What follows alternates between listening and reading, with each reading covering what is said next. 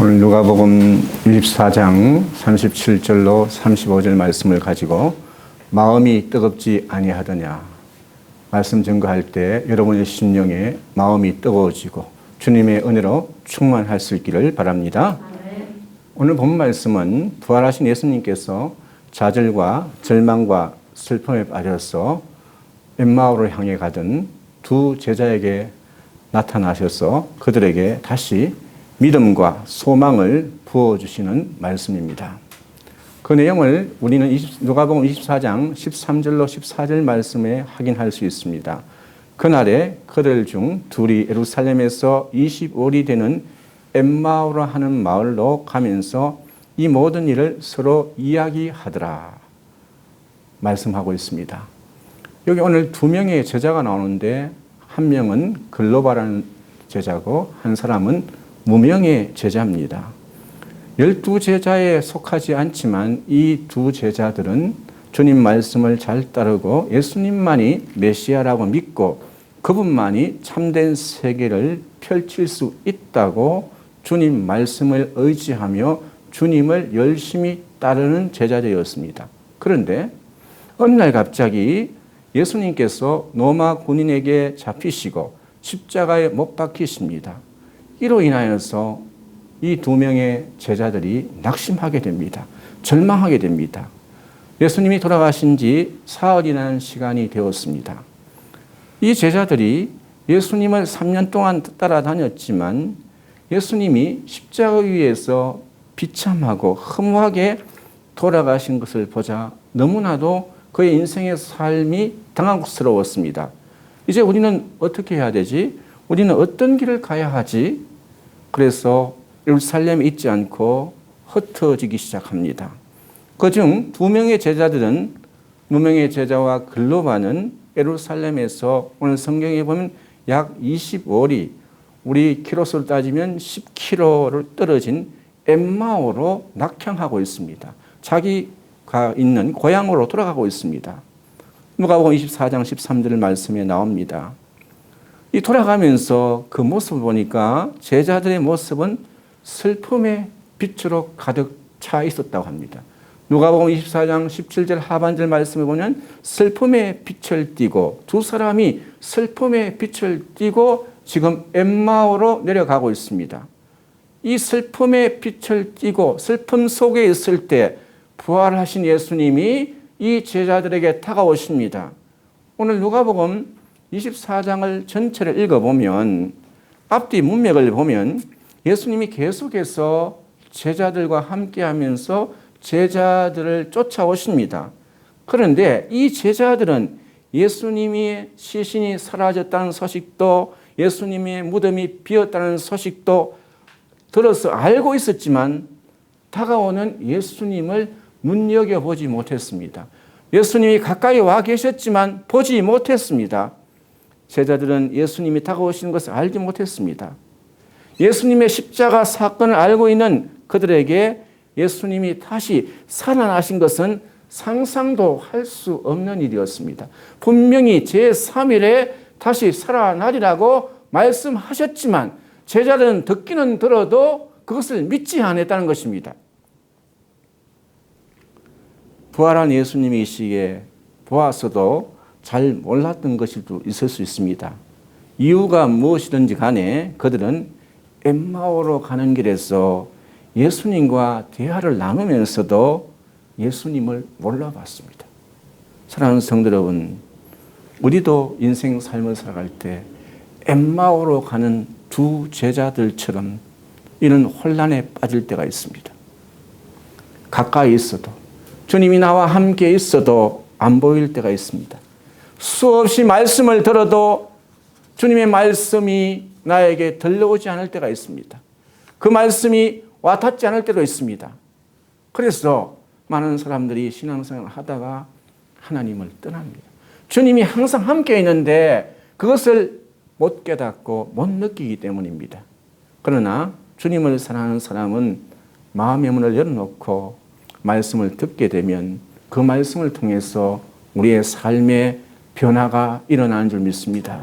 사랑하는 성도 여러분, 예수님을 믿는다고 하면서도 마음을 열어놓지 않고 예수님을 믿어도 이런 경우에는 절망 속으로 예수님을 따른다고 하면서도 주님을 받아들이지 못하면, 주님의 뜻을 이해하지 못하면 내 앞길에는, 내 얼굴에는 슬픈 빛을 띌 수밖에 없습니다. 이렇게 슬픈 빛을 띌 때에 주님께서 다가오셔서 말씀하십니다.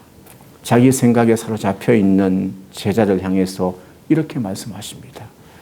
주님께서 자신을 드러내시는데 다른 것으로 하지 아니하고 하나님의 말씀을 통해서 제자들에게 말씀하시는 겁니다. 여러분, 예수님의 부활 사건, 믿음의 사건, 이 모든 것은 하나님 말씀을 통해서 증거되어야 되고, 그 말씀을 통해서 여러분들이 받아들이고 아멘하고 은혜 받을 때 거기에 생명력이 있고 하나님의 은혜가 넘치는 역사가 일어나는 줄 믿습니다. 어떻게 주님께서 당신을 드러내시느냐? 성경 말씀 그대로 인용합니다. 누가복음 24장 25절 보니까 이르시되 믿음하고 선지자들이 말하는 모든 것을 마음에 들이믿는 자들이여. 제자들에게 이렇게 말씀하시는 거예요. 믿음하고 선지자들이 말하는 모든 것을 마음에 들이믿는 자들. 그러면서 26절 말씀 보니까 그리스도가 이는 고난을 받고 자기 영광에 들어가야 할 것이 아니냐 하시고 이에 모세와 모든 선지자의 글로 시작하여 모든 성경에 쓴 바 자기에 관한 것을 자세히 설명하시느니라 했습니다. 성경 말씀을 통해서 예수님도 구약 말씀을 통해서 하나하나 설명하는 겁니다. 예수님께서는 왜 가르쳐준 말씀을 제자들이 수용하지 않고 너희 생각에 사로잡혀 있느냐? 하나님 나라와 메시아에 대해서 너희들이 오해하고 있다. 제자들에게 구약 성경을 예로 들어가면서 설명합니다. 미련하다고 이렇게 이야기합니다. 미련하다는 단어는 풀이하면 생각하지 않는다, 이해하지 않는다는 뜻입니다. 예수님은 제자를 통해서 이스라엘을 비롯한 온 세상에 복음을 전할 통로로 사용하시고자 하시는데 제자들은 여전히 예수님은 이스라엘을 구원할 뿐만으로 생각합니다. 정치적인 메시아로만 생각합니다. 지금도 이스라엘 백성들은, 유대인들은 예수님이 오지 않았다는 것입니다. 그래서 구약만 믿는 거예요. 신약은 받아들이지 않습니다. 우리는 분명히 구약의 말씀이 신약에서 성취된 줄 믿습니다. 사랑하는 성도 여러분, 정말 중요한 것은 예수님을 정말 깊이 만나기를 원하십니까? 뜨겁게 믿기를 원하십니까? 마음이 뜨거워지기를 원하십니까? 하나님 말씀을 읽고 듣고 그 말씀을 믿고 그 말씀대로 살아가면 하나님의 역사가 일어나는 줄 믿습니다. 예수님은 들리는 말씀만 증거하신 것이 아닙니다. 성경만 증거하시는 것이 아닙니다.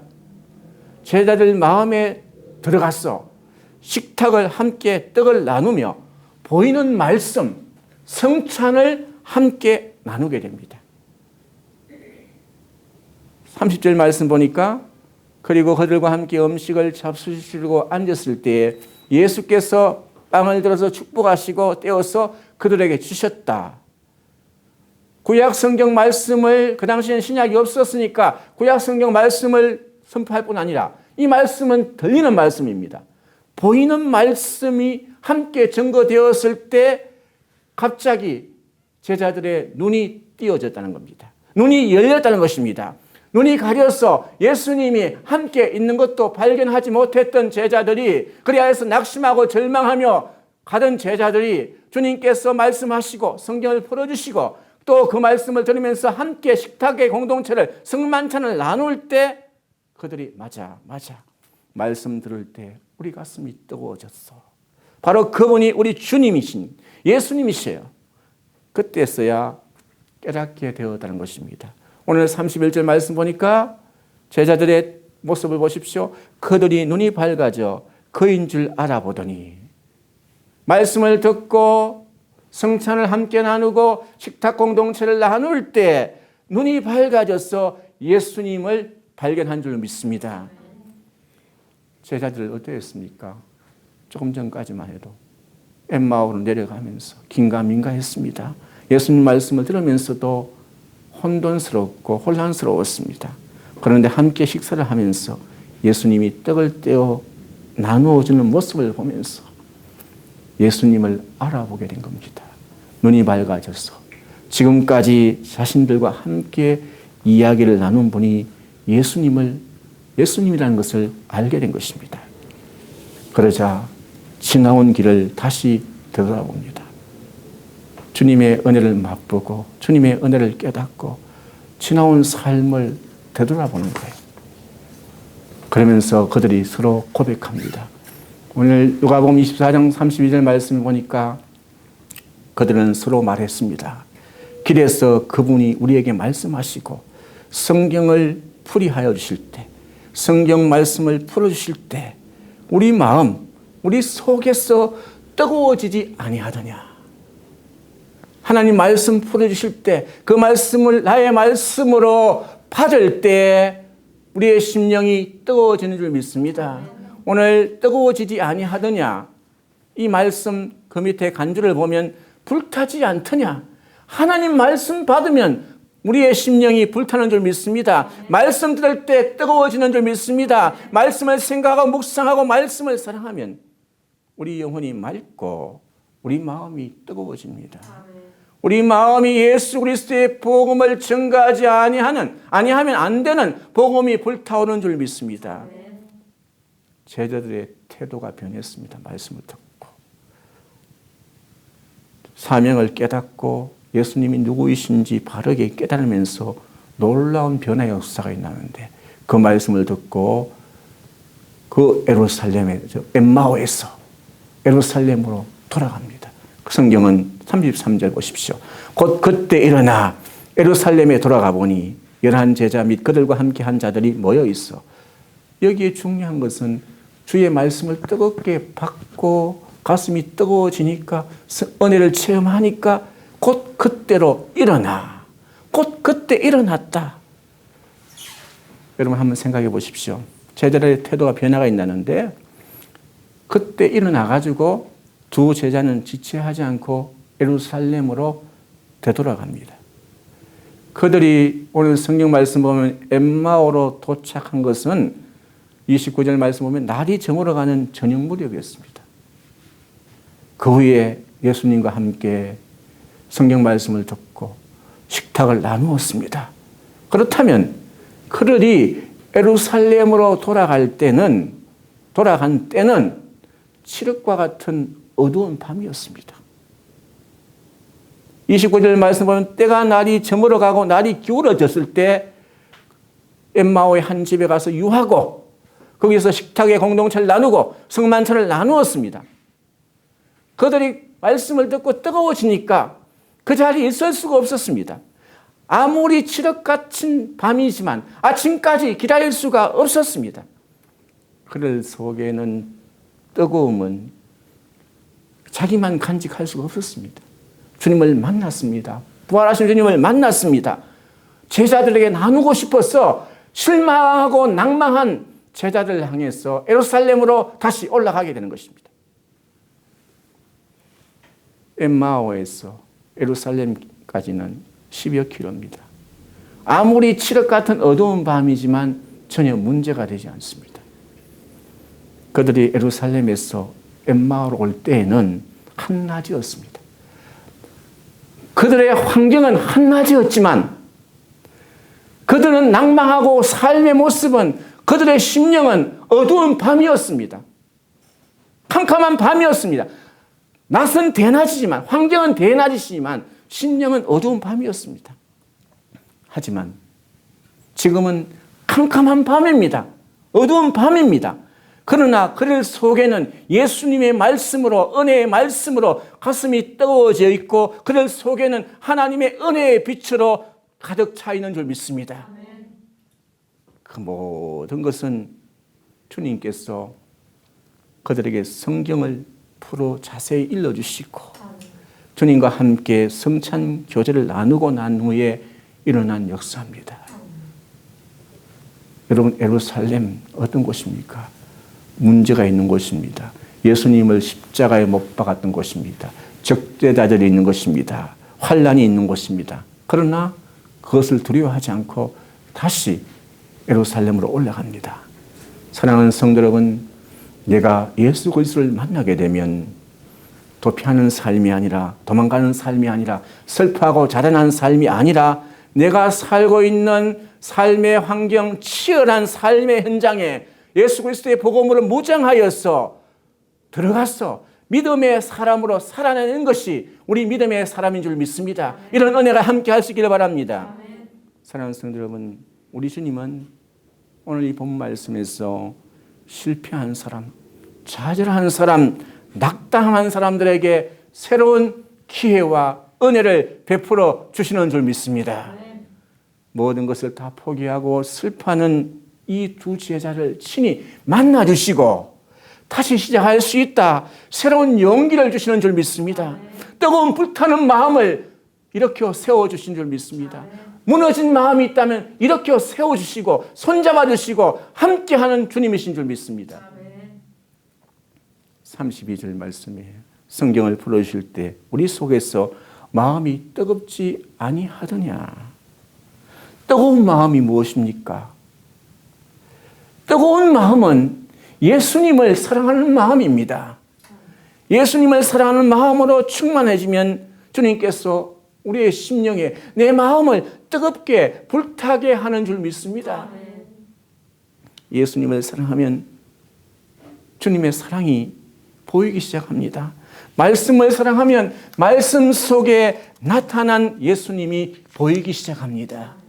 그 예수님을 사랑하면 주님의 뜻이 무엇인가를 보이기 시작합니다. 주님의 뜻을 사랑하면 나에게 주님께서 말씀을 주셨기 때문에 그 말씀을 통하여 능력 주신 것을 믿고 새롭게 시작할 수 있는 힘과 소망이 넘치는 줄 믿습니다. 이런 경험이 있기를 바랍니다. 우리가 예수 그리스도를 믿어도 부활하신 예수 그리스도를 친히 만나지 못하면 마치 예수님을 지옥 속에 간직하고 엠마오로 낙향하는 제자처럼 슬픈 얼굴을 갖게 될 수밖에 없습니다. 이런 모습은 영적인 퇴보의 모습입니다. 무의미한 모습으로 되돌아가는 것입니다. 그러나 부활하신 예수님을 인격적으로 만나면 하나님의 사람들은 마음이 뜨거워지는 줄 믿습니다. 다시 시작하는 줄 믿습니다. 외치고 싶은 마음이 생겨납니다. 그리스도를 가슴에 품고 내가 해야 할 일이 보이기 시작합니다. 이것이 계시받은 성령의 마음, 불같은 믿음의 역사의 출발인 줄 믿습니다. 사명의 회복인 겁니다. 장로교 창시자인 요한 칼빈은 교회는 불타는 심령들이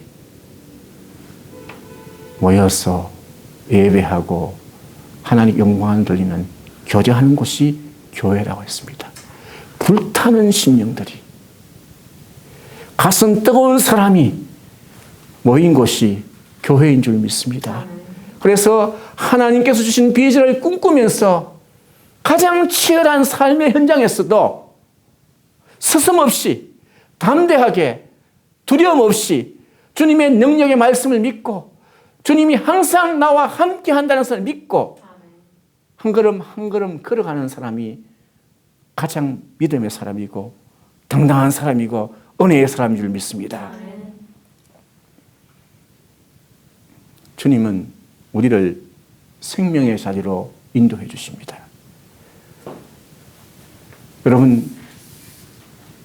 여러분의 삶의 자리는 어떠합니까? 우리도 엠마오에 가는 제자들처럼 때로는 슬픈 마음을 품고 있을 때도 있습니다. 열심히 살았지만 열매 없는 삶에 때로는 지치고 그런 삶을 지겨워하면서 살고는 있지 않습니까? 어쩔 수 없이 살아야 한다는 마음으로 때로는 버티고 있지 않습니까? 그러면 이런 마음에서 벗어나서 우리는 어디로 가야 합니까? 생명의 말씀의 자리로, 예배의 자리로 돌아와야 될 줄 믿습니다. 우리 맑은샘 교회 공동체가 이렇게 주일마다 하나님 앞에 나와서 드리는 예배가 무엇이겠습니까? 예배는 다른 것 아닙니다, 여러분. 예수님이 말씀하시는 자리고, 예수님께서 자신의 몸을 내놓으시고 피를 흘리신 그 식탁을 우리가 함께 그 은혜를 베푸시는 자리에 동참하는 자리인 줄 믿습니다.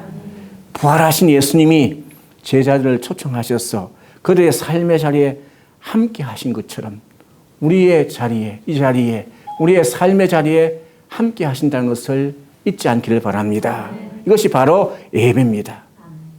그러므로 우리가 지금까지 살고 있었던 삶의 모습이 죽음의 땅, 절망의 땅, 우리의 생명을 위협하는 삶의 자리라면 그곳에서 벗어나 생명의 땅으로, 소망의 땅으로 기쁨이 회복되고 눈물을 멈춰주시는 예수님께서 부르시는 이 자리에, 은혜의 자리로 나와야 될 줄 믿습니다. 예수님과 함께 식탁에서 먹고 마시는 자리가 되어야 될 줄 믿습니다. 그러므로 예배는 생명의 자리고 축복의 자리인 줄 믿습니다. 사랑하는 성도 여러분, 말씀을 마칠까 합니다. 하나님께 주신 우리의 삶의 자리, 이 땅은 치열한 곳입니다. 우리의 삶을 살아가다 보면 위협도 있습니다. 환난도 있습니다. 곤고도 있습니다. 문제가 많이 도사리고 있습니다. 그럼에도 하나님 말씀을 통해서 가슴이 뜨거워진 심령들이 벌떡 일어났어.